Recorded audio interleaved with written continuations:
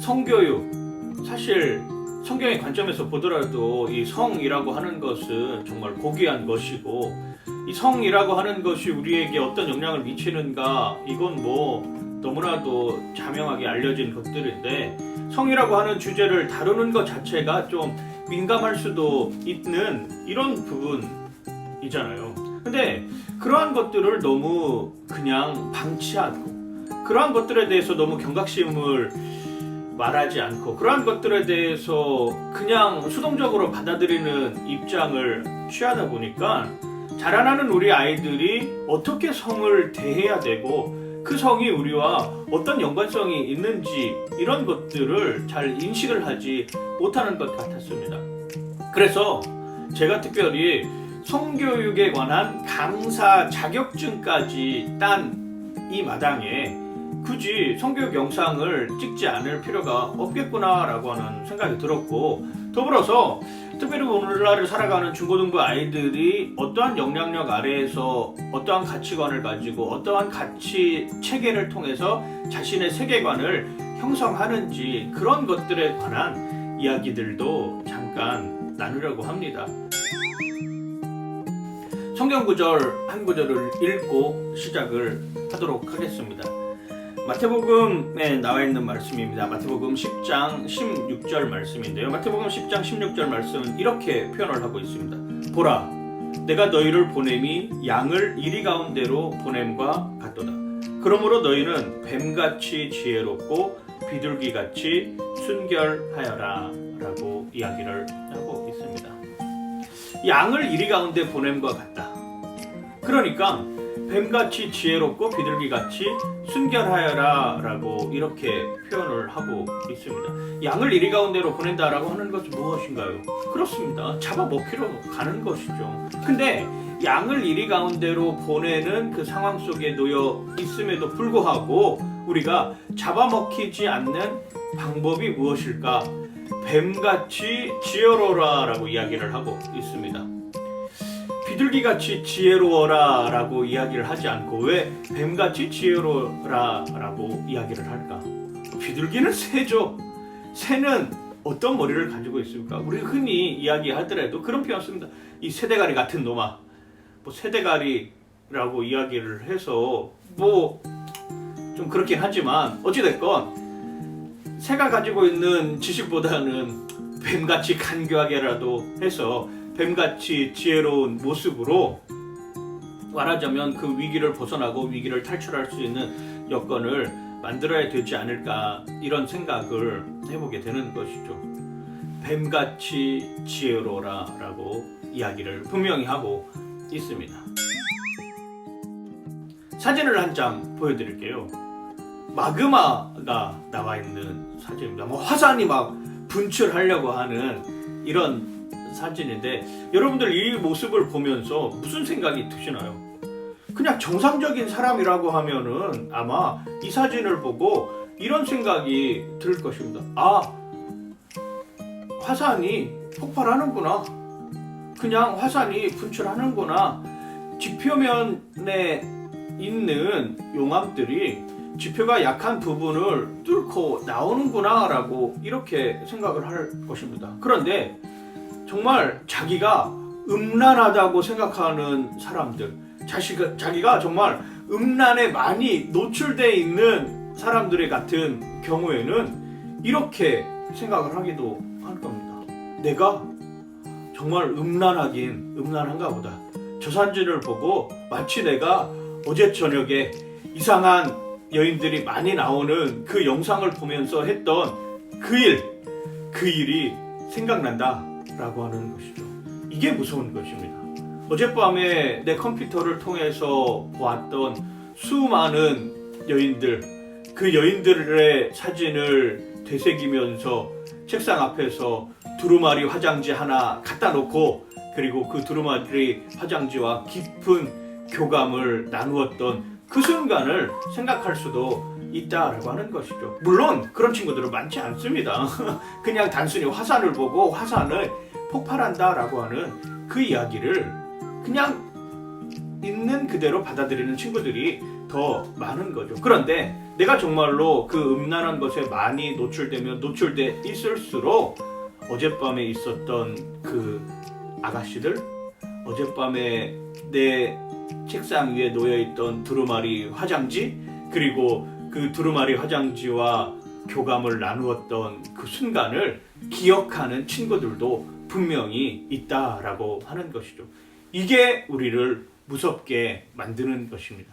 그게 우리의 세계관, 그게 우리의 가치관, 그게 우리의 가치 체계를 달라지게 만드는 요소로 작용하고 있다라고 하는 것, 이게 우리를 무섭게 만드는 것이고, 이게 우리의 가치관과 세계관과 가치 체계를 다른 곳에 향하게 만드는 그러한 모습이 된다라고 하는 것입니다. 문화는 우리가 생활하고 있는 모든 공간을 이야기를 합니다. 문화라고 하는 것이 바로 그런 이야기들. 문화는 우리가 살아가고 있는 모든 생활 여건들을 이야기를 하는 것이죠. 우리가 사는 집도 마찬가지고, 우리가 먹는 것, 우리가 입고 있는 옷도 마찬가지고, 우리가 할 수 있는 모든 영역들을 다 문화라고 하는 이름을 붙일 수가 있습니다. 그러면 자, 제가 질문을 한번 해보도록 하겠습니다. 자, 우리는 문화 위에 있는 사람인가요? 아니면 문화 안에 있는 사람인가요? 아니면 문화 아래에 있는 사람인가요? 한번 여러분들 한번 생각을 해보시죠. 우리는 어느 단계에 속해 있는 사람인가요? 그렇습니다. 우리는 문화 위에 있어야 되는 사람들입니다. 문화 아래에 있다라고 하는 것은 문화에 종속되어 있는 사람들을 이야기를 하는 것이고요. 문화 안에 있다라고 하는 것은 문화가 오른쪽으로 가면 오른쪽으로 따라가고, 문화가 왼쪽으로 가면 왼쪽으로 따라가는 사람들을 문화 안에 있는 사람이라고 이야기를 한다는 것입니다. 크리스찬이라고 살아가는 사람들, 하나님이 내 안에 있는 사람들은 문화 위에 있는 사람들이어야 한다는 것이죠. 그 문화 위에 있기 위해서 우리의 가치관, 우리의 세계관, 우리의 가치 체계가 확실하게 정립이 되어야 된다라고 하는 것입니다. 문화 위에 있기 위해서는 우리가 가지고 있는 세계관이 달라야 된다라고 하는 것이죠. 문화 위에 있기 위해서는 우리가 가지고 있는 가치 체계가 달라져야 된다라고 하는 것입니다. 문화 위에 있기 위해서는 우리가 가지고 있는 가치관이 달라야 된다라고 하는 이 이야기를 하고 있는 것이죠. 우리가 어떤 문화를 받아들이느냐에 따라서 이러한 것들이 완전히 달라진다라고 하는 것입니다. 내가 문화 위에 있다라고 하는 것은 무엇을 의미를 하는 것일까요? 문화 위에 있다라고 하는 것은 내가 문화가 가는 방향을 내 기준에서 판단을 해보고, 그 판단 기준에서 옳으면 문화를 따라가는 것이고, 그 판단 기준에서 옳지 않으면 내 문화를 따라가지 않는다라고 하는 것입니다. 우리의 문화의 판단 기준은 어디인가요? 구글인가요? 네이버, TV, 영화, 드라마, 우리가 볼 수 있는 책, 소설, 이런 것들을 통해서 여러분들 문화를 판단하나요? 아니죠. 우리가 판단해야 되는 문화라고 하는 것은 바로 성경이라고 하는 것입니다. 성경이라고 하는 가치체계 속에서 성경이 말하고 있는 것이 정말로 무엇인가를 바로 알 때 내가 그 문화를 따라가야 될 것인가, 따라가야 되지 말아야 될 것인가에 대한 이야기를 할 수 있는 것입니다. 그것이 바로 문화가 주는, 특별히 크리스찬 학생에게 주는 성경적 가치관이라고 하는 것입니다. 그러려면 뭘 해야 돼요? 당연하죠. 성경을 읽어야 됩니다. 성경을 읽어야 돼요. 근데 성경을 읽어야 됩니다. 수능에 성경이 좀 나왔으면 좋겠어요. 수능에 좀 성경이 나왔으면 좋겠어요. 그래야 우리 사랑하는 기독 청년들이, 기독 청소년들이 성경이라도 한번 더 읽어보는 이런 역량을 가질 수 있는 것 아니겠습니까? 성경에 의해서 과연 오늘날 살아가고 있는 문화를 우리가 어떻게 판단할 수 있는지, 그리고 그 문화들은 우리에게 어떤 영향을 미치는지에 대해서 알아보려고 하는 것입니다. 사랑이란 무엇일까요? 이게 우리가 가지고 있는 영원한 숙제 중에 하나입니다. 사랑은 눈물의 씨앗, 사랑은 고진감래를 겪어내는 그 무언가를 향한 몸부림, 사랑이라고 하는 것을 뭐라고 정의를 하기가 참 어렵습니다. 문과반 학생들은 이렇게 표현을 합니다. 사랑이란 저 먼 곳 내가 부르짖고 있는 광야의 언덕 끝에 나를 기다리고 있는 세심한 목소리. 뭐 이과반 여학생들은 이런 표현을 하기도 한답니다. 사랑이란 남녀의 화학작용으로 인해서 호르몬이 과다 분비하는 현상, 뭐 이렇게 표현하기도 한다고 하더라고요. 한 초등학교 6학년 때는 친구가 사랑에 대해서 정의를 하면서 막 결의에 차 있는 모습으로 이렇게 막 울부짖는 것을 생각을 해보았습니다. 사랑이라고 하는 것은, 사랑은 가슴 절절하게 헤어지는 그 순간조차도 감사히 받아줄 줄 아는 그러한 마음입니다. 초등학교 6학년 입에서 이런 소리가 나온다라고 하면은 아마 얼마 전에 헤어진 그 여자친구를 생각하면서 그 절절한 사랑의 마음을 표현하지 않았을까 생각이 되는데요. 사랑이라고 하는 것을 참 정의하기가 어렵습니다. 그 사랑이라고 하는 것 때문에 어쩌면 우리가 이런 성교육을 하는 이유일 수도 있는 것이고요. 조시 맥데일이 쓴 책이 하나 있습니다. The Bear's Fact라고 하는 책인데 이거에 무슨 의미가 The Bear's Fact? 뭐 어떻게 제 발음이 너무 안 좋으면은 아마 이렇게도 번역할 수도 있을 것 같아요. 그 곰의 진실, 뭐 이렇게 표현할 수도 있을 것 같은데 난해한 질문이라고 하는 것으로 번역이 되어 있는데요. 이 책에 보면 사랑에 관한 이야기들 뿐만 아니라 성에 관한 이야기들을 계속 이야기를 하고 있는 것을 볼 수가 있습니다. 그러면 그 조시 맥데일이 이야기하는 그 성이라고 하는 것, 그 사랑이라고 하는 것은 과연 우리에게 어떻게 다가오는 것인가, 이걸 한번 같이 알아보도록 하겠습니다. 여러분들 그 책의 표지를 지금 보고 계신데 그 책의 표지에 보면은 한글보다도 숫자보다도 더 선명하게 여러분들 눈에 띄는 단어가 하나 있습니다. 그 단어가 가슴에 그냥 콱 박히기 시작을 합니다. 다른 뭐 여러 가지 것들도 많이 있지만 그것보다도 우리에게 뇌리를 스치는 그 단어, 오늘 그 단어에 대해서 같이 한번 공부하고 그 단어가 주는 정말로 진정한 의미가 무엇인지 한번 확인해 보도록 하겠습니다.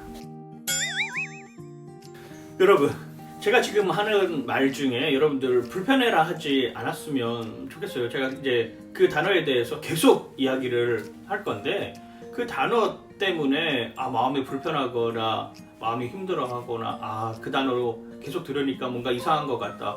저 목사 맞는지 모르겠다. 자꾸 저 단어를 쓰면서 자꾸 우리에게 뭔가를 강요하는 것 아닌가, 이런 생각 들 수도 있지만 불편하지 않게 하기 위해서 제가 이 이야기를 드리는 겁니다. 자, 우리가 눈으로 직접 보았던 그 단어, 바로 섹스라고 하는 단어입니다. 사실 이 섹스라고 하는 단어, 성이라고 하는 단어가 우리에게 주는 의미는 너무나도 다양합니다. 근데 너무나도 다양한데 그 단어가 하나로 점점 귀결되어지는 모습을 우리는 인식하고 있고 그걸 추구하기 위해서 쫓아가는 모습을 너무나도 많이 본다라고 하는 것이죠. 자, 구글이나 다음, 네이버, 이런 포털 사이트에 수많은 검색어들이 검색이 되는데 특별히 전 세계에서 가장 많이 사용하고 있는 구글에 이 섹스라고 하는 단어를 치면 3억 3천만 개 정도의 구글링이 된다고 합니다. 특별히 인터넷을 많이 쓰는 초등학생, 중학생, 고등학생 여러분들 같은 나이에 있는 친구들이 이 섹스라고 하는 단어를 구글에서 검색을 하고 찾아보는데 이유가 뭘까요? 이렇게 3억 3천만 번 되는 이렇게 많은 양의 단어들을 가지고 올라오는 그 자료 검색을 하는 이유는 뭘까요? 그렇습니다. 궁금해서. 이거에 대해서 정말 궁금하니까 내가 한번 연구해보고 내가 한번 조사해보고 내가 한번 그걸 파헤쳐보고 내가 그걸 통해서 뭔가 궁금증을 해소해보자 하는 이런 마음으로 아마 검색을 하기 시작을 합니다. 그런데 문제는 사실 엉뚱한 곳에서 답을 찾고 있다라고 하는 것, 이게 문제라고 하는 것이죠. 엉뚱한 곳에서 답을 찾고 있다라고 하는 것입니다. 여러분, 가만히 한번 생각을 해보십시오. 여러분을 가장 사랑하는 사람이 누굴까요? 부모님, 당연하죠. 우리 아버지 어머니가 나를 제일 사랑하시고 나를 제일 잘 알죠. 그런데 정말 그 부모님이 이 성에 관해서 정말 아주 구체적으로, 실제적으로, 아주 진실되게 정확한 자료를 가지고 이 성에 대해서 이야기를 해준 부모님이 과연 얼마나 될까요? 우리를 또 너무나도 잘 아는 학교 선생님이 있습니다. 학교 선생님은 이 성에 대해서 정말 구체적으로, 정말 잘된 정보를 가지고 정말 체계적으로 그 성에 관해서 이야기를 해준 선생님이 과연 얼마나 될까요? 여러분들이 다니는 교회도 마찬가지죠. 여러분들이 다니는 그 교회 전도사님 혹은 목사님이 이 성에 관해서 정말 어느 정도 구체적으로 자료를 가지고 체계적으로 그 성에 대해서 허심탄회하게 이야기한 사람이 얼마나 있는지 잘 모르겠습니다. 그러니까 누구 하나 그거에 대해서 정확하고 구체적이고, 그리고 그것이 왜 옳고 그른지, 그리고 그 성을 통해서 우리는 무엇을 배워야 되는지라고 하는 것에서 특별히 많이 알려주지 않는다라고 하는 것이죠. 어쩌면 그 많이 알려주지 않는 것이 또 하나의 방법이 될 수도 있습니다. 요즘 초등학교 교과서를 보면 아주 기가 찹니다. 굳이 알지 않아도 되는 그러한 것들을 너무 많이 알려주고 있어요. 우리는 하지도 않는 것이고 접하기도 어려운 것들인데 오히려 교과서에 실림으로써 마치 그것을 해야 되는 것처럼, 마치 그것을 하지 않으면 학교의 정책에 반하는 것처럼 나오는 교과서들이 너무 많다라고 하는 것입니다. 사실 제가 그거에 대해서 충격을 받았습니다. 그래서 이걸 좀 더 잘 알려줬으면 좋겠다. 이걸 좀 더 정직하게 알려줬으면 좋겠다. 과연 그 나이에 맞게, 그 연령에 맞게 이루어지는 교육인가 의심할 정도로 말입니다. 조지 바이크라고 한 사람이 이런 이야기를 하였습니다. 청소년들은 모자이크 세대다. 왜 모자이크 세대냐? 청소년들은 자기가 알려고 하는 정보들을 여기저기서 다 수집을 한다라고 하는 것입니다. 자기가 가지고 있는 정보들이 다 이렇게 모자이크처럼 만들어 가지고 어떤 하나의 자기가 생각하고 있는 그림을 만들어 놓는데, 그것이 그릇된 정보일 수도 있고 그릇되지 않은 정보들이 서로 혼재되어 있기 때문에 이것이 어느 것이 맞는 것이고 어느 것이 틀린 것인지를 잘 구별하지 못하는 경우들이 많다라고 하는 것에서 청소년들은 모자이크 세대다라고 이렇게까지 표현을 하고 있는 것을 보았습니다. 자, 여러분들 성에 관해서 이야기를 합니다. 그 성에 관해서 이야기를 하는데 그 성을 여러분들 어디서 정보를 얻나요? 아까 말한 구글링, 그리고 TV, 드라마, 영화, 그리고 여러분들이 항상 가지고 있는 휴대폰, 그리고 집 안에 있는 컴퓨터, 그리고 우리 여학생들이 너무나도 좋아하는 소설, 로맨스 소설들을 통해서 성을 접하게 됩니다. 그런데 그렇게 이야기하는 성이 과연 진실된 것일까? 왜곡되지는 않았을까? 그렇게 말하는 TV에서, 방송에서, 영화를 통해서, 아니면 소설을 통해서 접하는 그 성에 관한 이야기들이 과연 올바른 정보들을 제공하고 있는 것인가? 아니면 정말 그 사람들의 호기심을 끌기 위해서 왜곡된 정보들만 가지고 이야기를 하고 있는 것인가 하는 것에 대한 것들은 여러분들 스스로 판단하기가 어렵다라고 하는 것이죠. 왜? 그걸 전문적으로 공부한 사람들도 그것에 대해서 판단한다는 것 자체가 너무나도 어렵고, 그걸 다 개별적인 상황에서 이루어지는 것들이고, 그게 보편화되는 순간이 오다 보니까 점점 사랑은 섹스다라고 하는 이런 관계를 성립하게 만드는 요소로 작용하게 된다라고 하는 것이죠. 그런데 그게 정말 위험하다라고 하는 것입니다. 얼마만큼 위험한지 한번 살펴보도록 하겠습니다. 여러분, 성이라고 하는 것, 섹스라고 하는 것은 누가 만들었을까요? 그렇죠, 하나님이 만드셨습니다. 이건 아주 성스러운 것이고 어쩌면 거룩한 것이고 인간이 가지고 있는 가장 기본적인 본성 중에 하나고, 그리고 생육하고 번성하는 수단이 바로 성이라고 하는 것입니다. 자꾸 목사 입에서 섹스 하니까 저 목사도 이상하게 보일지는 모르겠지만 이 중요한 섹스라고 하는 것도 하나님께서 만들어 놓으신 모습이라고 하는 것이죠. 그럼 그것이 아름다운 모습이 되어야 되지 않겠습니까? 그것이 아름다운 모습의 방향으로 가야 되는 것이 사실 아닌가요? 그 아름다움을 추구하기 위해서 오늘도 이 성에 관한 이야기를 하고 있는 것입니다. 섹스는 사실 우리가 제일 사랑하는 사람에게서부터 배워야 된다라고 생각을 합니다. 부모님이 그 성에 관한 이야기를 진실되게 알려주어야 된다라고 생각이 되는 것이죠. 학교에서 선생님이 그냥 왜곡된 것을 가지고 이야기하는 것이 아니라 정말 진실된 모습으로 성은 아름다운 것임을 알려주어야 되는 것입니다. 교회에서 목사님이 그냥 넋놓고 있는 것이 아니라 그 아름다운 목소리를 내어야 된다라고 하는 것이죠. 미국에 있는 복음주의자들에게 한번 물어보았습니다. 이런 질문을 해보았다고 합니다. 당신이 만약 누군가를 사랑하면 그때 하는 섹스는 옳은 것인가? 만약 당신이 지금 누군가를 사랑하고 있다라고 하면은 그 사랑하는 사람과 섹스하는 것이, 성관계를 갖는 것이 옳은 것이냐라고 하는 이런 질문을 하였다고 합니다. 그 질문 과연 옳은가요? 사랑하고 있으면은 성관계를 가져도 되는 것인가요?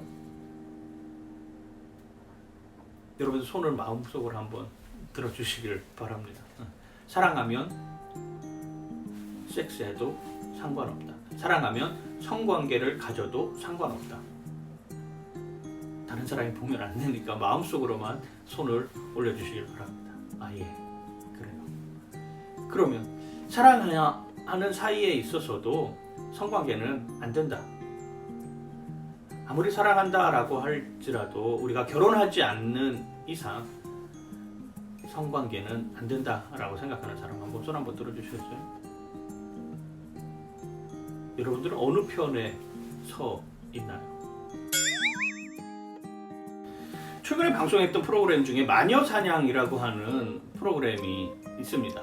그 마녀사냥이라고 하는 프로그램은 젊은 청춘 남녀들의 다양한 연애 이야기, 다양한 사랑 이야기, 다양한 성에 관한 이야기들을 나누는 장인데, 여기에 수많은 사람들이 질문을 하고, 그리고 그 질문에 대해서 어떻게 하면 잘 헤쳐나갈 것인가에 대한 고민들을 나누는 이런 프로그램, 지금 종영된 프로그램인데 한때 선풍적으로 인기를 누렸던 프로그램 중 하나가 바로 이 마녀사냥이라고 하는 프로그램입니다. 거기에 보면은 자주 등장하는 단어가 하나 있는데 잠자리라고 하는 단어가 등장을 많이 합니다. 가을 하늘을 곱게 수놓으며 한없이 날아다니는 그 잠자리 아니라는 건 아시죠? 그 잠자리가 아니라 남녀 관계에 있어서의 잠자리입니다. 상담 사례들이 많이 있습니다. 남자친구랑 여행을 갔는데 1박 2일 코스였어요. 남자친구랑 여행을 가면 당연히 잠자리를 해야 되는 거 아시죠? 그 잠자리를 통해서 이 남자를 많이 느낄 수가 있었어요. 그런데 전에 했던 잠자리와는 조금 다른 느낌을 받기도 하였답니다. 이런 사례들은 너무나도 많죠. 오빠랑 여행을 가서 잠자리를 하는데 그 오빠는 밤보다는 낮을 더 좋아하는 스타일이더라고요. 제가 이걸 어떻게 대처해야 될지 잘 모르겠어요. 이런 질문들이 그냥 수도 없이 나오는 모습들을 봅니다. 사랑과 잠자리, 이건 같은 건가요? 사랑하면 꼭 잠자리를 해야 되는 것인가요? 참 이런 의문이 많이 들기도 합니다. 이런 방송을 들은 수많은 사람들이 가지는 생각이 무엇일까요? 우리가 대학생이다. 아니, 우리가 대학생이 안 되더라도 중고등부 관계에 있어서도 사랑하는 사람하고 뭐 같이 어디 여행을 간다든지 사랑하는 사람하고 같이 함께하는 시간이 있으면은 반드시 잠자리를 해야 되는 것 아닌가라고 하는 이런 생각이 불쑥불쑥 들 수도 있습니다. 그게 정말로 방송이라고 하는 문화 콘텐츠를 통해서, 그게 영화라고 하는 문화 콘텐츠를 통해서, 그리고 소설이라고 하는, 그리고 웹툰이라고 하는 문화 콘텐츠를 통해서 우리에게 끊임없이 다가오고 있다라고 하는 것이죠. 이게 우리를 무섭게 만드는 것입니다. 이게 우리를 정말로 문화라고 하는 이름을 통해서 그것이 그냥 무의식 중에 다가오는 것이죠. 아, 남자친구랑 여행을 가면은 당연히 잠자리를 해야 되는 거구나. 남녀관계에 있어서 서로 그냥 눈이 맞으면 잠자리를 해야 되는 것이 당연한 이야기구나 라고 이렇게 생각해 버리기 쉽게 만드는 요소라고 하는 것이죠. 과연 그게 진실인가요? 사랑하면 잠자리를 해야 되는 것인가요? 조시 맥데일 목사님은 이런 표현을 씁니다. 우리의 문화는 사랑과 잠자리를 바꾸어 사용할 수 있으며 잠자리는 사랑에 빠졌는지 아닌지를 측정하는 도구라고 가르친다. 더 나아가 잠자리는 사랑하는 관계에서 필수적인 요소라고 말한다. 사랑에 대해서 문화는 이런 이야기를 계속 끊임없이 합니다. 야, 사랑하면 잠자리를 같이 할 수 있는 거야. 사랑하면 그 잠자리를 통해서 더욱 사랑을 곤고하게 만들 수 있는 거야. 사랑하면 그 잠자리를 통해서 우리가 알지 못하는 또 다른 사랑의 더 큰 바운더리를 경험할 수 있는 거야 라고 끊임없이 우리에게 주입하고 있는 것이죠. 우리는 진정한 사랑에 대해서 정의 내리지 않습니다. 왜? 사랑은 어려우니까. 사랑은 복잡한 것이니까요. 정말로 진정한 사랑이 무엇인지 우리는 알기가 너무나도 어렵기 때문입니다. 그래서 사랑을 단순화시키기 시작합니다. Love is sex라.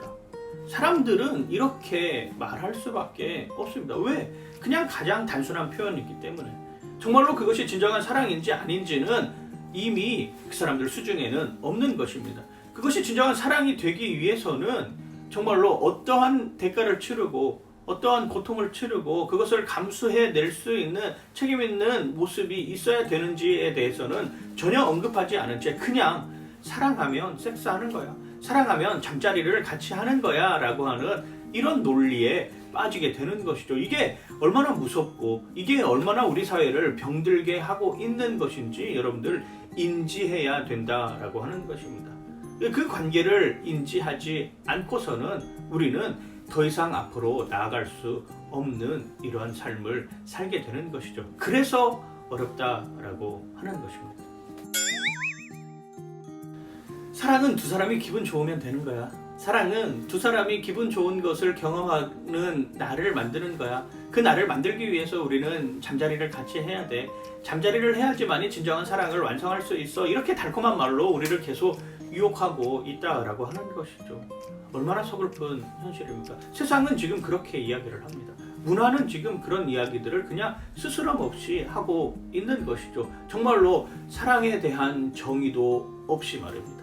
사랑에 대한 가치관도 없이 말입니다. 사랑에 대한 세계관도 없이 말입니다. 끊임없이 그렇게만 반복적으로 이야기하는 모습들이 얼마나 많은지 모릅니다. 요즘 학교에서 하는 성교육, 여러분들 학교에서 성교육 많이 배우시지만 학교에서 하는 성교육의 대부분이 임신하지 않는 교육을 가르칩니다. 피임하는 방법, 콘돔을 사용하는 방법, 이런 것들을 말이죠. 사실 중고등학생들이 아무도 하지 않는 그 잠자리를 미리 예방하기 위해서 피임하는 방법을 가르쳐 줘야 되고 콘돔 사용하는 방법을 가르쳐 줘야 되고 그렇게 할 수 있는 여건을 자꾸 조장하면서 몰아가는 것 같은 이런 기분이 드는 것 같습니다. 아직 성숙하지 못한 청소년기의 시기에 왜 우리가 굳이 피임하는 방법을 알아야 되고 왜 우리가 콘돔하지 않는 콘돔을 어떻게 사용하는지 그것에 대해서 알아야 될까요? 뭔가 이상하지 않나요? 뭔가 그 삶 자체가 뭔가 그렇게 배우는 것 자체가 우리가 때로는 반박해야 될 그런 모습은 아닌가요? 이런 생각이 들어요. 이런 고민이 들어요. 중고등학생들이 왜 피임 교육을 해야 되죠? 중고등학생들이 왜 콘돔 사용하는 법을 알아야 되죠? 단순히 그냥 임신을 막기 위한 수단으로서? 이건 우리의 삶 속에 잠자리가 너무나도 만연하게 들어와 있다라고 하는 것입니다. 그 잠자리가 정말 사랑을 다 덮어버릴 만큼의 요소들이 너무 많이 있다라고 하는 것이죠. 그게 안타까운 것이죠. 그게 우리를 힘들게 하는 것입니다. 그게 우리가 정말로 올바른 성 가치관을 가지고 공부해야 될 내용이기도 한다라고 하는 것입니다. 여러분, 어바웃 타임이라고 하는 영화를 한번 꼭 보셨으면 좋겠어요. 그리고 그 어바웃 타임이라고 하는 영화를 보시고 행여나 사랑은 아름다운 거야. 말 그대로 저 영화를 보면서 그래, 나도 사랑하는 사람하고는 충분히 잠자리를 같이 할 수 있는 거야. 이렇게 생각하시면 안 되고요. 절대로 안 되고 그거에 대해서 경각심을 가져야 된다라고 하는 것이죠. 한 장면을 보면은 사랑하는 남녀가 만납니다. 그리고 만난 지 4시간 만에 잠자리를 하는 장면이 나옵니다. 오빠, 나 파자마 입고 있어. 나 베스룸에 있으니까 와서 나를 어떻게 해줘. 이런 내용이 담겨 있는 거죠. 만난 지 4시간 만에 같이 잠자리를 한다라고 하는 것. 그리고 그것이 마치 사랑의 완성인 것처럼 이야기하는 것. 이게 잘 되었다고는 볼 수 없을 것 같습니다. 결국 이러한 프레임에 자꾸 우리 자신을 노출시키는 것입니다. 사랑하면 잠자리를 하는 거야. 사랑의 표현은 만지는 거야. 사랑은 그냥 우리들이 잠자리를 같이 하는 거야. 그게 진정한 사랑의 완성이야 라고 끊임없이 이야기를 하고 있는 것이죠. 인간은 사랑이라고 하는 감정을 어디서부터 경험을 할까요? 그건 우리의 뇌에서부터 작동한다라고 하는 것입니다. 우리의 호르몬이 그런 것들의 사랑의 역할을 일으키게 만드는 요소들을 만들어내는 것이죠. 우리가 가지고 있는 호르몬 중에 도파민이라고 하는 호르몬이 있습니다. 이 도파민은 어떤 역할을 하는지 한번 알아보도록 하겠습니다. 도파민이라고 하는 것이 사람을 기분 좋게 만드는 호르몬입니다. 사람이 포옹만 해도 도파민이 나옵니다. 사람이 손만 잡아도 도파민이 나오고요. 심장을 쿵쾅쿵쾅쿵쾅 더 뛰게 만드는 것이 나 사랑에 빠졌나 봐. 저 사람을 만나니까 막 심장이 뛰어. 나 저 사람과 함께 있으니까 이 심장이 뛰는 것을 주체할 수가 없어 라고 이야기하는 것. 사람은 원래 심장이 뜁니다. 심장이 안 뛰면 죽은 것이죠. 사람은 원래 심장이 뛰어요. 그런데 사람이 다른 사람을 안거나 손을 만지거나 스킨십을 하거나 할 때 생기는 호르몬이 바로 도파민이라고 하는 것입니다. 도파민은 보답해주는 호르몬이라고 하는 것이죠. 우리의 기분을 좋게 만드는 호르몬이 바로 도파민이라고 하는 것이죠. 우리가 술을 마십니다. 술을 안 마시는 사람들은 여기 다 있지만 술 마실 때도 생기는 것이 도파민입니다. 술 마시면은 어떤 현상이 일어납니까? 나 그거 꼭 가져야 돼. 나 그거 꼭 해야 돼. 나 그거 꼭 해야지만이 직성이 풀리겠어 라고 이렇게 생각하는 사람들 계실 줄 아는데 그런 사람들이 가지고 있는 것들을 나타내는 것이 바로 도파민 호르몬이라고 하는 것이죠. 담배 필 때도 도파민 호르몬이 나옵니다. 그래서 술도 마찬가지고 담배도 마찬가지고 내가 이제 끊어야지 하면서 스트레스를 받는 순간 담배 한 대 피러 또 나가고 술 한 잔 마시러 나가는 이유가 바로 이 도파민이라고 하는 호르몬의 맛을 보았기 때문입니다. 도파민이라고 하는 것이 우리가 과속할 때도 도파민이 나오는 거예요. 그리고 우리가 뭔가 기분 좋은 것들을 하려고 하는 그 상황에 놓이게 만드는 것이 바로 도파민이라고 이야기를 할 수가 있는 것입니다. 그리고 그 도파민을 가장 절정에 이르게 만드는 것이 바로 우리가 잠자리를 할 때, 성관계를 할 때, 섹스를 할 때 그 도파민이 최대치에 올라가는 것입니다. 그래서 더더욱이 조심해야 된다라고 하는 것이죠. 한번 도파민을 맛본 사람은 그 도파민을 끊어내려고 다짐하지만 그걸 끊어내기가 너무나도 어렵다라고 하는 것이다. 이미 우리의 뇌 속에 그게 인지되고 그게 우리의 뇌 속에 이미 각성되어서 더 좋은 것을 찾게 되고 더 좋은 것을 누리려고 하고 더 좋은 것을 끊임없이 내가 가지려고 하는 이러한 욕심들이 계속 나타나고 있는 것이죠. 그래서 내 몸을 소중하게 지켜야 된다라고 하는 것입니다. 그 내 몸이 소중하게 지켜주는 그 순간, 그리고 그 소중하게 지켰던 내 몸을 한 사람을 위해서, 하나님께서 허락해 주신 그 한 사람을 위해서 쓰여질 때 그 성이, 그 잠자리가, 그 섹스가 아름다운 모습으로 남는 거는 거죠. 나뿐만 아니라 상대방에게 최고의 선물로 주는 것, 그게 어쩌면 사랑의 진정한 의미이지 않을까요? 이런 요소들을 관장하는 것이 바로 도파민이라고 하는 호르몬. 우리가 좋아하는 게임, 이 게임을 할 때도 도파민이 나옵니다. 게임이 내가 했는데 재미가 없어. 그러면 사람들이 다시 그 게임을 하나요? 안 하죠. 절대 할 리가 없습니다. 게임은 그래서 더 자극적으로 만드는 것이죠. 게임 중독이 되는 이유가 무엇입니까? 더 자극적인 것을 쫓아가기 위해서, 더 뭔가를 내가 이뤄내기 위해서 끊임없이 가지고 있는 욕망들을 자꾸 채찍질하는 것입니다. 그 욕망을 채찍질하는 것이 바로 도파민이라고 하는 것이죠. 그리고 먹는 것, 이거는 여학생들에게 있어서는 정말 치명적인 것일 수도 있는데, 밤만 되면 치킨과 라면과 피자에 그냥 폭식을 하게 됩니다. 고민하면 고민할수록 한 손에는 초코파이 들고 또 한 손에는 바나나 우유 들고 있으면서 이걸 마구 묶어대는 것이죠.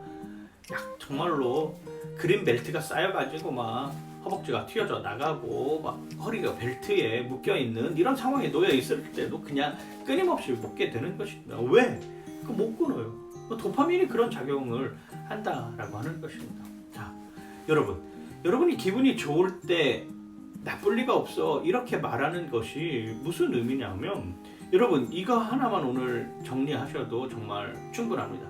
이 도파민이라고 하는 호르몬은 가치 중립적이라는 것이에요. 도파민은 그게 옳은 것인지 나쁜 것인지 전혀 판단하지 않습니다. 그냥 내 기분만 좋으면 그걸로 끝이에요. 옳고 그름의 문제에 있는 것이 아니라 그냥 내 기분만 좋으면 그건 나하고 전혀 상관없는 일이야 라고 생각하는 것이 바로 이 도파민이 가지고 있는 요소라고 하는 것이죠. 도파민이라고 하는 것이 결국 쾌락만을 추구하게 되는 것입니다. 여성들에게 많이 나타나는 호르몬이 또 있습니다. 옥시토신이라고 하는 것인데요. 무려 남성에 비해서 5배 이상 많이 나타나는 호르몬이 바로 여성 호르몬입니다. 여러분들, 여학생들 그런 날 있잖아요. 오늘 아침에 내가 거울을 보는데 내가 너무 예뻐. 너무 예쁜 거야. 오늘따라 화장빨도 잘 받고 머리도 했는데 머리 한 것도 너무 잘 나왔어. 그래서 오늘 내가 학교에 가는데 그냥 거리를 지나가는데 사람들이 그냥 나를 막 쳐다봐. 내가 아무것도 하지 않은 것 같은데 그냥 기분이 그래. 이런 기분을 느낄 때 있잖아. 오늘 나 참 그래도 다른 날보다는 좀 이쁘다 라고 생각하는 그때 나오는 호르몬이 바로 옥시토신이라고 하는 호르몬입니다. 이 옥시토신이라고 하는 호르몬은 강력 접착체와 같은 호르몬의 성격을 가지고 있는 거예요. 이 강력 접착제가 그런데 어떤 역할을 하냐면, 여러분들 만약에 그런 실험을 한번 해보신다고 합시다. 여러분들 팔에다가 투명 테이프, 두꺼운 테이프 있잖아요. 두꺼운 투명 테이프를 한번 붙여보시면 돼요. 처음에 붙였을 때는 이 느낌이 뭔가 꽉 조여오는 것 같고, 이걸 붙여놓으니까 뭔가 이 접착 테이프가 나를 강력하게 지탱해 줄 것 같은 이런 느낌이 듭니다. 그 테이프를 한번 떼보시기 바랍니다. 그리고 나서 다음에 또 그 테이프를 또다시 붙인다고 생각을 해보세요. 다음에 또 그 테이프를 붙이는 거. 아까보다는 강도가 좀 많이 약해진 것 같아요. 그래도 아직까지는 그냥 쓸만한 것 같은 이런 생각이 드는 것이죠. 그리고 그 테이프를 또 뗐다가 붙였다가 뗐다가 붙였다가 하면 어떤 일이 발생할까요? 나중에는 그 테이프가 접착력이 다 떨어져가지고 더 이상 붙지 않는 모습을 보게 됩니다. 그게 바로 옥시토신이라고 하는 것이죠. 여성들에게 많이 나타나는 특징 중에 특별히 성관계를 경험한, 잠자리를 경험한, 섹스를 경험한 여성들일수록 이런 옥시토신의 역할이 점점점 줄어든다라고 하는 것이죠. 그래서 끊임없이 이야기하는 내용이 무엇입니까? 가정을 이루고 그 가정 안에서 올바른 성관계, 올바른 잠자리, 올바른 섹스를 해야 된다라고 하는 것이죠. 이것도 여성 호르몬의 역할 가운데 하나라고 하는 것이죠. 옥시토신은 바로 그런 작용을 하는 호르몬입니다. 옥시토신이 분비되는 순간 여성들은 장님이 됩니다. 눈에 콩깍지가 씌었다라고 하는 이런 표현 여러분들 아시죠? 눈에 콩깍지가 씌어서 더 이상 사리 분별을 할 수 없는 이런 지경에 이르게 됩니다. 남성들의 목소리가 굵어지면은 우리 오빠 참 야성적이야 이렇게 생각을 하고, 키가 아무리 작은 사람이라도 우리 오빠 참 듬직해 보여 라고 이렇게 보게 되는 것이죠. 이게 바로 옥시토신이 분비된 결과입니다. 그런데 그 옥시토신이 사라지고 현실에 눈을 뜨기 시작하면 어떻게 되죠? 그 굵은 야성미 넘치던 목소리가 이제는 거친 목소리로 바뀌게 됩니다. 키가 작아서 듬직하게 보였던 그 사람이 정말로 땅에 붙어 다니는 것 같은 이런 모습으로 견딜 수가 없는 지경에까지 이르게 되는 것이죠. 옥시토신도 마찬가지로 도파민처럼 같이 중립적인 것입니다. 옳고 그름을 판단하지 못한다라고 하는 것이죠. 그냥 내가 좋으면 그게 끝입니다. 내가 좋으면 끝이에요. 그래서 사랑하면 잠자리를 할 수 있고, 사랑하면 섹스할 수 있고, 사랑하면 성관계를 할 수 있게끔 여건을 만들어 놓는다라고 하는 것이죠. 이게 우리를 무섭게 한다라고 하는 것, 제가 끊임없이 이야기를 하고 있습니다. 자, 다음의 숫자들이 무엇을 의미하는지 여러분들 한번 생각해 보시길 바랍니다. 1960, 2, 100, 25, 19 무엇일 것 같나요? 머릿속에 음란 마귀가 가득한 사람들은 이렇게 대답하기도 합니다. 1960년대에 2명의 남자가 100명의 여성과 25번씩 잠자리를 하였는데 이거 완전 19금이네. 뭐 이렇게까지 표현하는 사람들도 있어요. 사실 그거는 아니고 1960년대에는 오직 2개의 성병만 존재했다고 합니다. 그런데 지금은 100개가 넘는 성병이 우리를 감싸고 있는 것이죠. 그 100개의 성병 중에서 25개는 인간에게 치명적인 성병이라고 하는 것입니다. 1960년대에 매독과 임질이 주사를 맞으면 되었지만 지금은 25가지의 치명적인 성병, 약도 항생제도 없는 것이 정말로 19가지나 된다라고 하는 사실, 여러분들 이걸 꼭 머릿속에 기억하셨으면 좋겠습니다. 또 하나의 숫자들을 여러분들에게 한번 보여드리도록 하겠습니다. 1961 아웃 오브 60, 1971 아웃 오브 47, 1981 아웃 오브 36, 1991 아웃 오브 26, 2000년 1 아웃 오브 12, 2010년 1 아웃 오브, 과연 얼마나 될까요? 왠지 숫자들이 점점 줄어드는 것 같으니까 아마 2010년에도 많이 줄었을 것이라 생각이 되어집니다.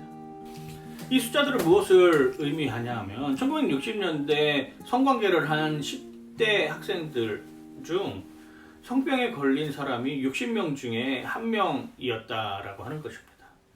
70년대에는 47명 중 1명, 쭉쭉쭉쭉 내려오는 것이죠. 그렇다면 물음표에는 지금 예전보다도 더 좋은 항생제와 더 좋은 콘돔과 더 좋은 피임약이 개발된 지금 오늘날의 상황 속에서 미국의 10대의 성관계를 했던, 잠자리를 했던, 섹스를 했던 그 친구들 중에 몇 퍼센트가 과연 성병에 걸리는가라고 하는 것입니다. 놀랍게도 성관계를 했던 사람 중에 4명에 1명은 성병에 걸린다고 합니다. 물론 미국의 사례입니다. 그리고 성관계를 가진 사람 중에서 조사를 한 것이죠. 우리나라도 점점 심각해지고 있는 모습을 볼 수가 있습니다. 왜? 성관계가 점점 많아지고 있는 현실을 살고 있습니다. 성관계를 마구잡이로 하는 사람들이 가장 많이 감염되는 성병이 혹시 무엇인 줄 아시나요? 에이즈? 외도? 임질?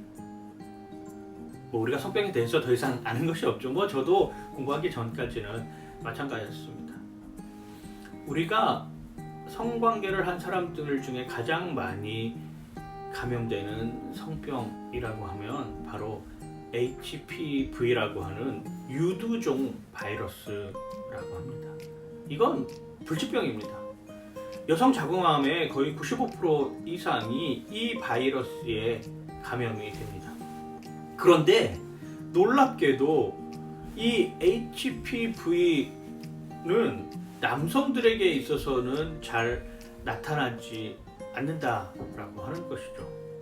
왜 똑같이 성관계를 하였는데, 똑같이 잠자리를 하였는데, 똑같이 섹스를 하였는데 왜 여성들에게 더 많이 걸리고 남성들에게는 걸리지 않을까라고 조사를 해봤더니 이 바이러스가 자라는 조건이 세 가지가 있다고 합니다. 그런데 그 세 가지 조건이 무엇이냐면 바로 산소와 따뜻한 곳, 그리고 습한 곳, 이런 곳에 그 유두종 바이러스가 잘 서식을 하는데, 산소가 있고 따뜻하고 습한 곳, 그곳이 바로 어디냐면 바로 여성의 자궁과 입이라고 하는 것이죠. HPV 바이러스를 가진 남성이 여성과 성관계를 했을 때 남성에게서는 잘 걸리지 않지만 여성들에게, 특히 여성의 자궁과 입에서 그 유두종 바이러스가 많이 발견되는 이유는 성관계 때문입니다. 성관계 때문입니다. 자궁은 이해가 되겠는데 왜 입은 그런가요? 라고 물어보시는 분들이 계시는데 바로 구강 성교를 하는 것 때문입니다. 여성들이 자궁 경부암 검사를 어렸을 때부터 받는 이유가 무엇일까요? 이런 유두종 바이러스에 감염이 되었는지 안 되었는지 알아보기 위해서 어렸을 때부터 그걸 검사를 받기 시작을 합니다. 특별히 성관계를 하지 않는 사람들에게 있어서는 잘 발병되지 않는 것임에도 불구하고 미리 예방을 하고 예견하자는 의미겠죠. 그만큼 잠자리가, 성관계가, 섹스가 만연한 사회에 살고 있다라고 하는 것이죠. 특별히 보호받아야 할 여성들에게 있어서 이 유두종 바이러스라고 하는 것은 정말 치명적인 역할을 하고 있다라고 하는 것이죠. 더 많이 배려받고, 더 많이 보호받고, 더 많이 사랑받아야 되는 그러한 사람들이 왜 이런 것으로 인해서 고통받고, 왜 이런 것으로 인해서 정말로 자신의 삶을 송두리째 내어버리는 모습까지 이르렀을까요? 무분별한 성관계에서 시작된다라고 하는 것이죠. 그 무분별한 성관계가 남성뿐만 아니라 여성에게도 동일하게 적용되고 있다라고 하는 것이죠. 특별히 여성들은 그러한 성관계에 더 많이 자신의 삶을 송두리째 내어버리는 이런 피해자의 모습까지도 보게 되는 경우들이 너무나도 많이 있습니다. 그러니까 이건 단순히 남자 여자의 문제가 아니라 우리 사회가 풀어야 할 문제라고 하는 것이죠.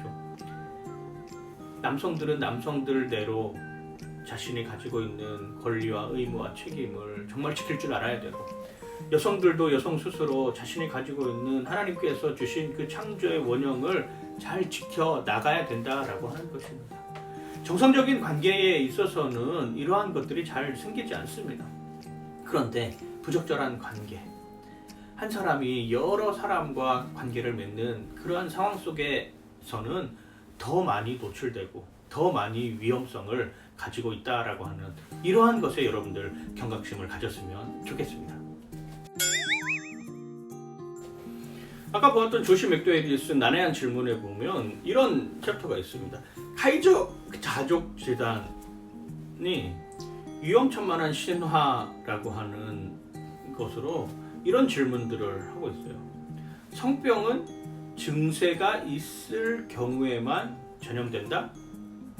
성병 감염자의 87%가 아무런 증상이 없다고 합니다. 여러분 에이즈 아시죠? 에이즈가 잠복 기간이 10년이 넘습니다. 내가 에이즈 환자인지 아닌지도 구별하지 못해요. 직접 보건소에 가서 검사하지 않는 이상. 그러니까 내가 에이즈라고 하는 병에 걸리고 있는지 없는지도 모른 채 다른 사람들하고 성관계를 하는 관계 속에서 더 많은 사람들에게 에이즈에 감염을 시킬 수 있는 요인을 가지고 있다라고 하는 것입니다. 김지한 약사님이 쓰신 덮으려는 자 펼치려는 자의 책에 보면 에이즈 환자가 우리나라에서 정말로 급속하게 늘어나고 있습니다. 특별히 10대, 20대 청소년들 사이에서 이 에이즈 환자가 급속하게 늘어나고 있는데 그 이유가 바로 무엇이냐면 학문 알바를 하기 때문이라고 합니다. 여러분들 학문 알바라고 들어보셨나요? PC방에서 게임 머니 5만원 얻기 위해서 학문 알바를 합니다. 즉 남성 간 동성애를 하는 것이죠. 학문 성교를 하는 것입니다. 어린 아이들이 같은 남성에게 자신의 학문을 제공함으로써 그거에 대한 3만원, 5만원의 대가를 받고 또 다른 학문 알바의 세계로 들어가는 이 정말로 어처구니 없는 현실에 우리가 살고 있는 것이죠. 학문이라고 하는 것이 가장 얇은 표피로 되어 있는 것입니다. 그리고 가장 어쩌면 지저분한 곳이기도 하고 왜 우리의 배설물이 나오는 것이니까 그 학문 선교를 위해서 찢어졌을 경우에는 피가 나오겠죠.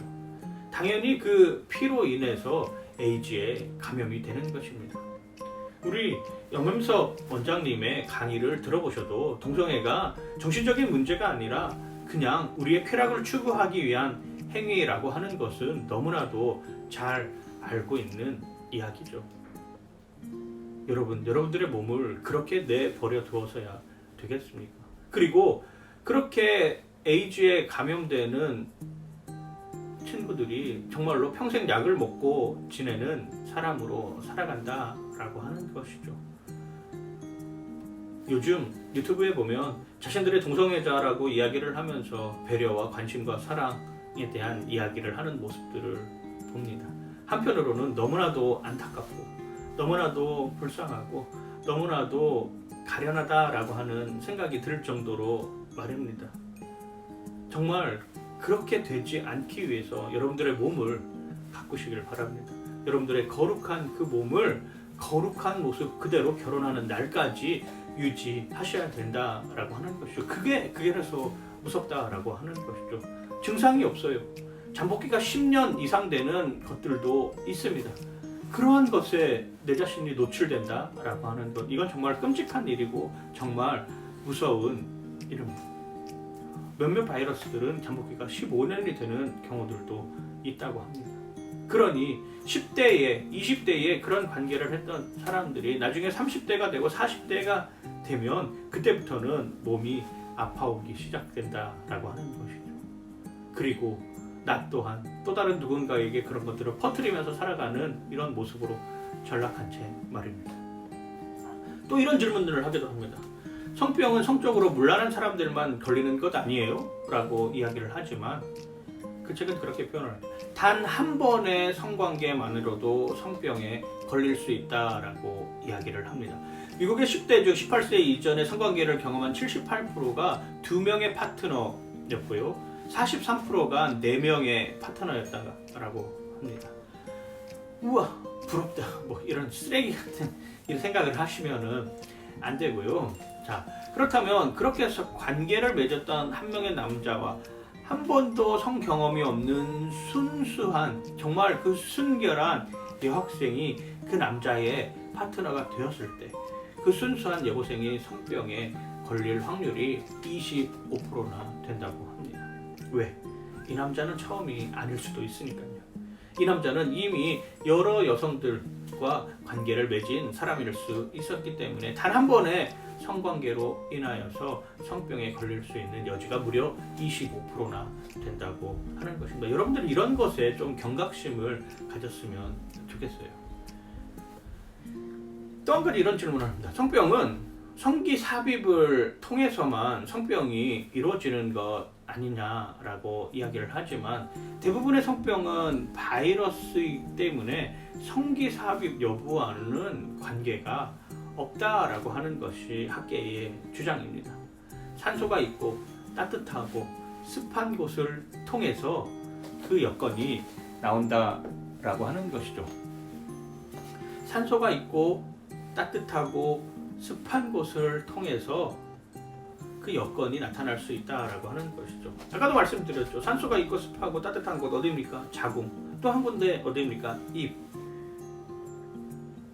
잠자리, 성교, 섹스를 통해서도 감염되지만 우리의 입을 통해서 우리의 손에 묻어있던 바이러스가 우리의 입으로 침투하는 그러한 것들을 통하여서도 무수한 사람들이 성병에 걸린다라고 하는 것은 이미 다 알려진 사실입니다. 피임약을 먹으면 안전한 것 아닌가요? 라고 하는 이런 질문을 할 수도 있습니다. 1960년대에 처음 콘돔이 생겨났다고 합니다.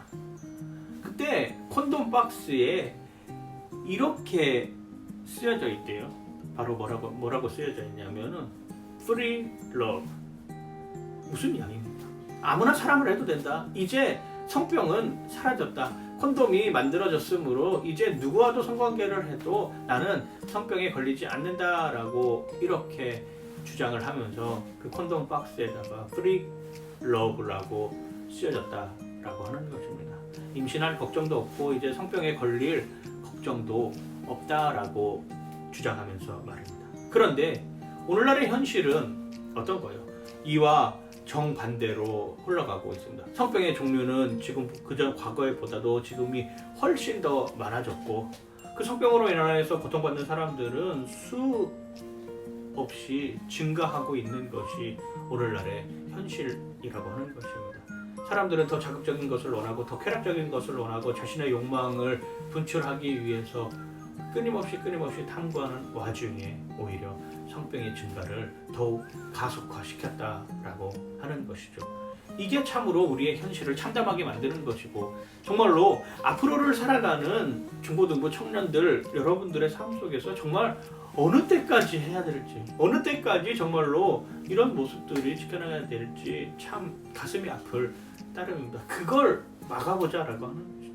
너무 나약하고 너무 미력하지만 그걸 한번 막아보자라고 하는 것입니다. 세상의 문화를 쫓아가는 것이 아니라 세상의 그 문화에 휩쓸려 가는 것이 아니라 정말로 성경적 가치관을 가지고 그 성경적 가치관을 통해서 그것이 정말로 살아있다라고 하는 것, 그 성경적 가치관이 내 몸뿐만 아니라 나와 결혼할 그 사람의 몸뿐만 아니라 그와 함께할 우리의 가정에 정말로 성숙하고 건강한 모습으로 이루어졌으면 좋겠다라고 하는 것이 제 부족한 사람의 간절한 바람이라고 하는 것입니다. 잠자리, 섹스, 성교는 둘만의 사적인 영역에 이를까요? 내가 좋아하는 사람이 있어요.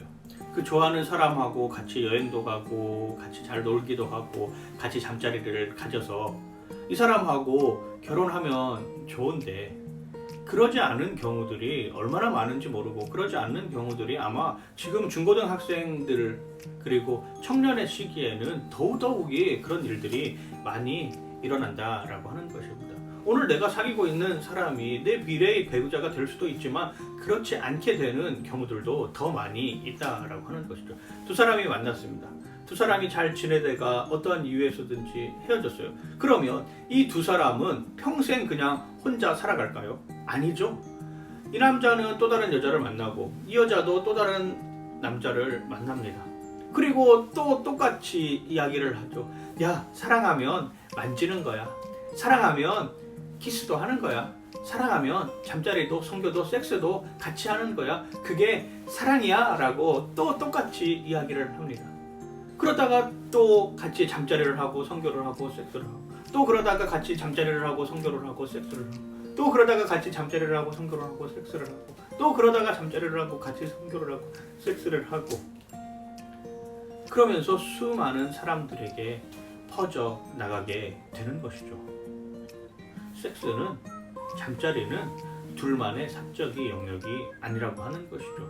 바이러스가 유포되는 과정을 통해서도 우리는 충분히 그 여정들을 알 수가 있다라고 하는 것입니다. 섹스라고 하는 말이 나오기 전에 우리가 사용했던 단어가 혹시 뭔 줄 아세요?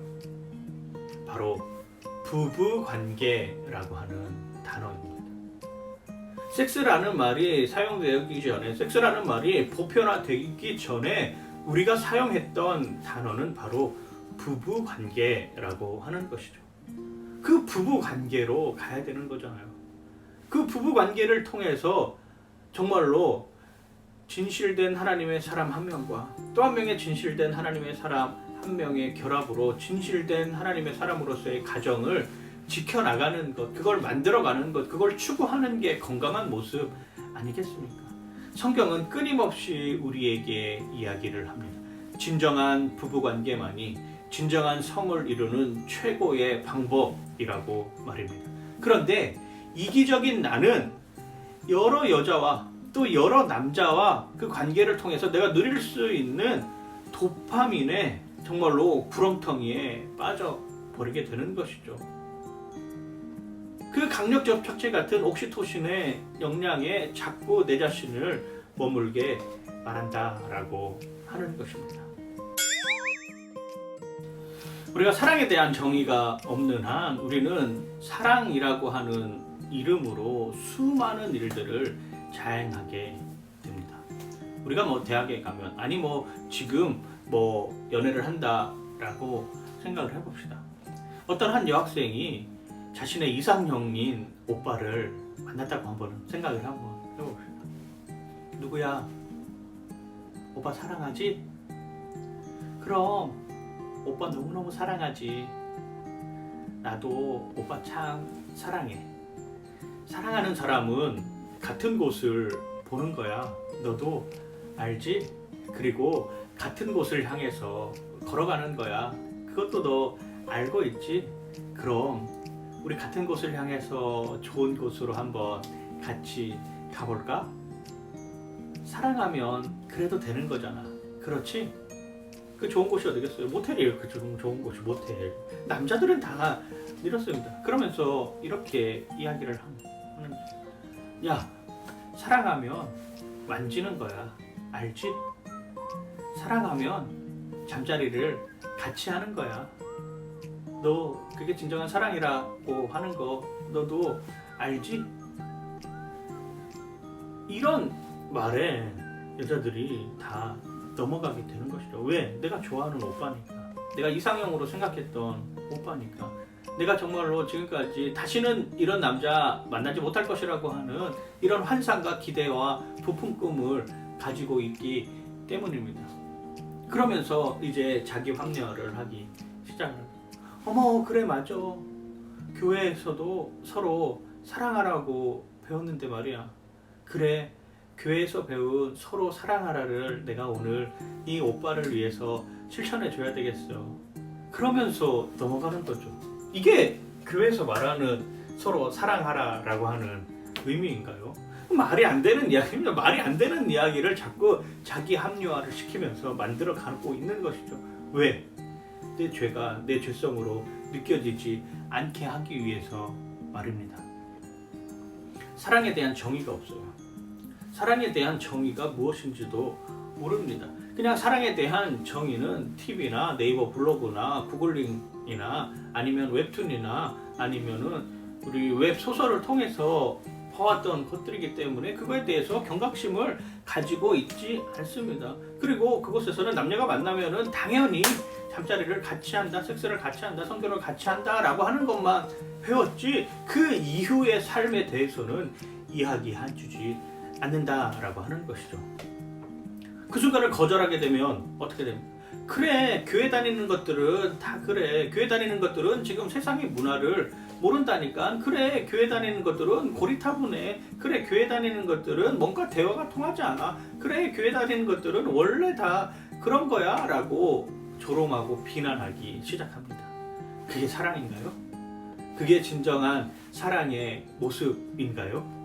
지켜주고 보호해주고 책임져주고, 그리고 이 여성이 성숙한 사람이 될 수 있도록 만들어주는 역할을 옆에서 지켜보며 같이 함께 그 길을 가는 것, 그게 더 아름다운 사랑의 모습 아닌가요? 우린 착각하고 있습니다. 마치 이 남자가 아니면, 마치 이 여자가 아니면 세상이 다 끝날 것 같은 이러한 모습으로 생각하고 있지만 그렇지 않다라고 하는 것도 여러분들에게 꼭 알려주고 싶습니다. 이 여자 아닐 수도 있어요. 이 남자 아닐 수도 있습니다. 특별히 남자들은 다 늑대다 이렇게 표현을 하잖아요. 저도 남자지만 사실 어쩌면 저도 다 늑대 같은 이런 모습을 가지고 있습니다. 교회 오빠잖아요. 그럼요, 교회 오빠 늑대입니다. 찬양 잘하는 찬양 리더잖아요. 예, 찬양 인도하는 늑대입니다. 설교하는 늑대고요, 친절한 늑대고요, 다정다감한 늑대고요, 말솜씨도 너무 좋은 늑대고요, 스마트한 늑대고요, 유머러스한 늑대고요. 남자들은 다 늑대, 이렇게까지 표현하기가 좀 어쩌면 남성분들에게 죄송하기도 하지만 남성들은 그런 마음을 가지고 있다라고 하는 것이죠. 왜? 남성들이 가지고 있는 도파민이라고 하는 것, 이 호르몬이 작용하는 순간부터 남성들은 어떻게 하면 내가 이걸 쟁취할 것인가에 대한 목적이 분명하기 때문입니다. 그리고 그걸 쟁취해야지만이 뭔가 내 것을 이루어 놓고 구축해 놨다라고 하는 생각이 강하기 때문입니다. 만약 우리가 결혼을 해서 아이가 태어났다고 생각을 해봅시다. 그리고 그 아이와 함께 비행기를 타고 가는데 비행기가 이제 막 추락을 하려고 해요. 그러면 비행기가 추락하려고 하면은 위에서 뭐가 떨어지죠? 예, 산소 마스크가 떨어집니다. 산소 마스크가 떨어지면 어떻게 대처를 해야 되죠? 아이에게 먼저 산소 마스크를 씌워주고 그리고 내가 산소 마스크를 써야 되는 것인가요? 아니죠. 내가 먼저 산소 마스크를 써야 된다라고 알려주죠. 내가 먼저 내 자신을 보호하고 그리고 나서 아이에게 산소 마스크를 씌워주어라 라고 이야기를 하고 있는 것입니다. 내가 내 자신을 내 문화 안에서, 내 가치관 안에서, 내 세계관 안에서, 내 가치체계 안에서 지켜내야 된다라고 하는 것입니다. 그 관계가 올바르게 서 있을 때 상대방에 대한 배려도 이해할 수 있고, 그리고 상대방이 가지고 있는 생각들을 조금씩 바꿔나갈 수 있는 여건도 있다라고 하는 것이죠. 내 남자, 내 여자, 내 여자친구를 그렇게 사랑하도록 내버려 두지 못한다라고 하는 것입니다. 이것이 어쩌면 사랑의 순서라고 하는 것이죠. 내가 내 자신을 사랑하고 내가 확고한 가치관으로, 내가 확고한 세계관으로, 확고한 가치체계 안에서 살아갈 때 상대방인 여성을 보호할 수 있고 상대방인 남성을 또 보호할 수 있는 것 아니겠습니까? 요즘에는 여성들이 남성들을 유혹하는 경우들도 많이 있습니다. 여성들이 단둘이 있는데 오빠, 나 오빠랑 하고 싶어, 이렇게 이야기를 한다고 하면 어느 남자가 그 순간에 그걸 거절하고 그걸 뿌리치고 도망갈 수 있는 용기가 어디서 생겨나겠습니까? 그때 단호하게 이야기를 하죠. 야, 나 너 정말 사랑해. 나 정말 사랑하는데 그런 사랑하기 때문에 너를 지켜주고 싶어. 사랑하기 때문에 너를 보호해주고 싶어. 사랑하기 때문에 너를 성숙하게 만들어주고 싶어. 그것이 어쩌면 너한테도 나한테도 성숙한 그리스도인으로서의 살아가는 삶의 방법이야 라고 이야기를 할 수 있는 사람이 어디가 있겠어요? 그런데 이렇게 강력하게 이야기할 수 있어야 된다라고 하는 것이죠. 그래야 그 사람도 지키고 나도 지키는 것 아니겠습니까? 요셉이 보디발의 아내의 유혹에 정말로 그 자리에서 당신과 나를 지키는 방법이 이 방법입니다 라고 이야기를 하면서 보디발의 아내의 유혹에서 도망치는 모습처럼 말입니다. 결국 요셉의 삶이 어떻게 되었습니까? 감옥으로 가게 되었습니다. 힘들어졌어요. 그냥 그 관계를 어쩌면 한번 인정하고 말았으면 오히려 달라질 수도 있었을 것 같은데, 그런데 요셉은 그걸 선택하지 않고 감옥으로 가게 되었다라고 하는 것입니다. 물론 하나님께서 후에 요셉을 더 크게 더 훌륭한 사람으로 만들어 놓았다라고 하는 것이죠. 그게 어쩌면 우리가 취해야 할 방법이라고 하는 것입니다. 요즘도 인사청문회 많이 합니다. 과거의 행적들을 다 들춰내는 작업들을 합니다. 그 과거의 행적에 들춰내어서 내가 가려고 하는 목표치, 내가 이루고자 하는 것들에 대해서 이루지 못하는 경우들이 얼마나 많은지 모릅니다. 그 관계, 그 성적인 유혹을 뿌리칠 줄 알 수 있도록 내 자신을 스스로 보호하고 내 자신을 스스로 갖고 내야 한다라고 하는 것이죠. 성관계는 좋은 것입니다. 그런데 그 좋은 것을 왜 미리 하지 않게 하냐라면, 내가 가지고 있는 그 소중한 선물을 나보다 나를 더 사랑하는 그 사람에게 최고의 모습으로 선물해 주기 위해서라고 하는 것이죠. 그래서 지키라는 것입니다. 가장 안전하고 가장 고귀하고 가장 순결한 것이기 때문에 지킬 수 있어야 된다라고 하는 것이죠. 어느 순간, 내가 결혼하는 그 순간, 내가 결혼하는 그 순간까지 그걸 지켜내야 된다라고 하는 것입니다. 하지만 목사님, 많은 사람들이 그렇게 하지 않잖아요. 그냥 많은 사람들이 그냥 오늘은 이 남자, 내일은 저 남자랑 잠자리를 하면서 살아가잖아요 라고 이렇게 물어보는 경우들도 있습니다. 많은 사람들이 그렇게 한다고 해서 옳은 것이 아니라고 하는 것은 여러분들 더 잘 알고 있습니다. 많은 사람들이 그렇게 다 이야기한다고 해서 그것이 정당화될 수 없다라고 하는 것도 우리는 너무나도 잘 알고 있습니다. 창세기 19장에 보면은 롯에게 두 천사가 옵니다. 두 천사가 와서 같이 저녁을 먹고 있는데, 그 도시에 있는 남자 노소를 막론하고 사람들이 롯의 집에 문을 두드리기 시작하였습니다. 쿵, 쿵, 쿵, 정이라는 이름으로 말입니다. 그 사람을 우리에게 내어놓으라. 그 사람을 우리에게 내어놓으라. 그 사람을 우리에게 내어놓으라. 우리가 그와 상관하겠다라고 말입니다. 그 사람들에게 있어서는 그게 정의였습니다. 우리와 상관하겠다라고 하는 것은 우리가 그 천사들과 동성애를 하겠다라고 하는 그 이야기를 하고 있는 것입니다. 많은 사람들이 다 옳다라고 생각을 한다 해서 그것이 반드시 정의가 될 수 없다라고 하는 것을 우리는 너무나도 잘 알고 있습니다. 그게 바로 정의인가요? 그게 사람들을 구하는 방법이었나요? 아니요. 오히려 그것으로 인하여서 소돔과 고모라는 완전히 멸망하게 되는 모습을 우리에게 보여주고 있는 것이죠. 그럼 우리는 이제 어떻게 해야 될까요? 비둘기같이 지혜로서는 우리의 순결을 지킬 수 없습니다. 우리는 비둘기같이 새 대가리가 아니라 뱀같이 지혜로워야 한다라고 하는 것이죠.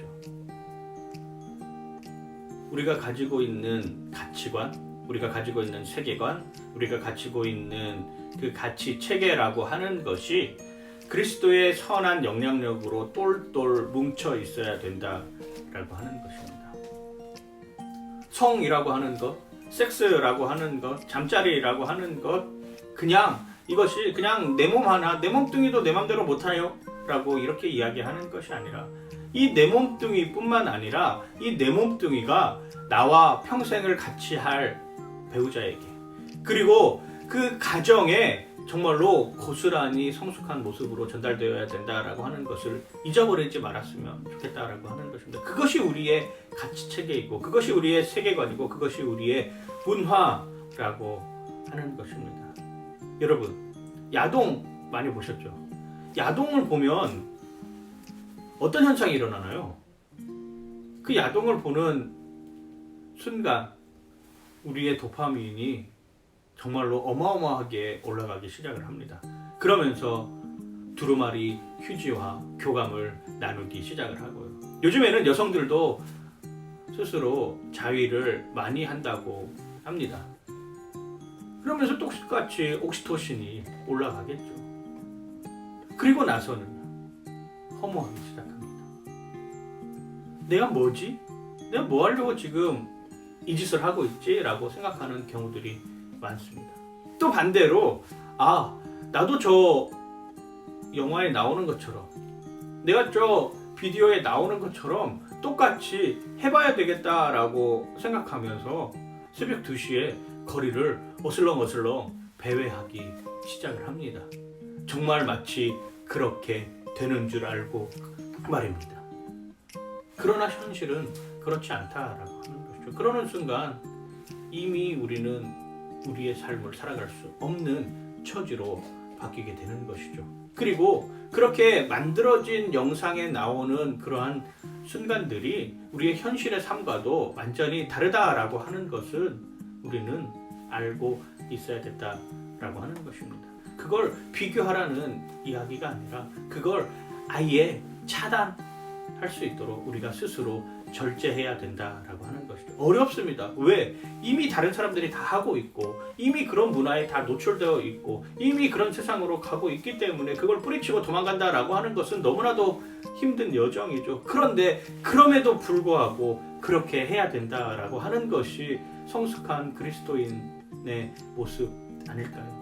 오늘날을 살아가는 크리스찬들의 삶의 모습이지 않을까요? 마지막으로 이 성경 구절을 한번 여러분들에게 읽어드리도록 하겠습니다. 히브리서 12장 2절 말씀입니다. 이렇게 표현합니다. 믿음의 주요 또 온전하게 하신 이인 예수를 바라보자. 그는 그 앞에 기쁨을 위하여 십자가를 참으사 부끄러움을 개의치 아니하시더니 하나님 보좌 우편에 앉으셨느니라. 우리는 과거 지향적인 사람이 아닙니다. 우리는 미래로 가는 사람들이죠. 과거의 행적, 그것보다도 더 중요한 것은 미래의 가정을 위해 나의 행적을 어떻게 만들 것인가, 이게 더 중요한 요소로 작용한다라고 하는 것입니다. 그러기에 우리는 정말로 비둘기같이 순결한 모습을 지키기 위해서 뱀같이 지혜로운 모습으로 당당하게 서 있는 여러분들 되시길 정말로 간절히 소망하고 또 소망합니다. 우리의 확실한 정체성이 어디에 있느냐, 그걸 경험하는 여러분들 되시길 정말로 간절히 소망합니다. 크리스찬 선교요 여러분들하고 같이 만들어 나가도록 하겠습니다. 우리의 문화는 하나님 중심에 되어야 됩니다. 우리의 가치관은 하나님의 뜻을 쫓아가는 가치관이 되어야 하겠습니다.